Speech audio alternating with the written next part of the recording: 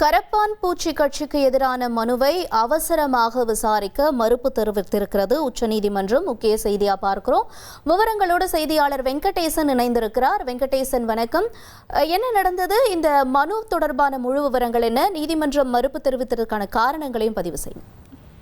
வணக்கம். வேலைவாய்ப்பற்ற இளைஞர்கள் விவகாரத்தில் கரப்பான் பூச்சி என்று உச்சநீதிமன்ற தலைமை நீதிபதி கடந்த வாரம் ஒரு விமர்சன கருத்தை தெரிவித்ததை தொடர்ந்து இணையத்தில் கரப்பான் பூச்சி ஜனதா கட்சி தொடங்கி அந்த விவகாரம் என்பது தற்போது இணையத்தில் வைரலாகி பேசுபொருளாகியுள்ளது.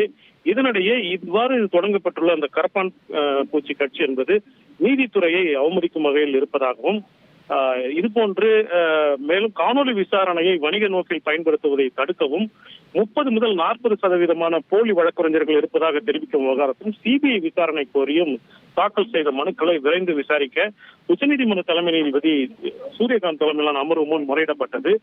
குறிப்பாக இந்த கரப்பான் பூச்சி விவகாரத்தில் நீங்கள் சென்டிமெண்டாக எடுத்துக்கொள்ள வேண்டாம் என்று தெரிவித்த தலைமை நீதிபதி இந்த விவகாரத்தை அவசரமாக விசாரிக்க முடியாது என்று தெரிவித்து இந்த மனு வழக்கமான விசாரணையின் போது எடுத்துக்கொள்ளப்படும் என்று தெரிவித்துள்ளார். உங்களுடைய தகவல்களுக்கு நன்றி வெங்கடேசன். 1,28,00,000 மனங்களை வென்ற தந்தி டிவி யூடியூப் சேனல். தவிர்க்க முடியாத தம்ப்நெயில், கலக்கலான கான்டென்ட்ஸ். நீங்களும் இந்த குடும்பத்தில் இணைய இப்பவே சப்ஸ்கிரைப் பண்ணுங்க.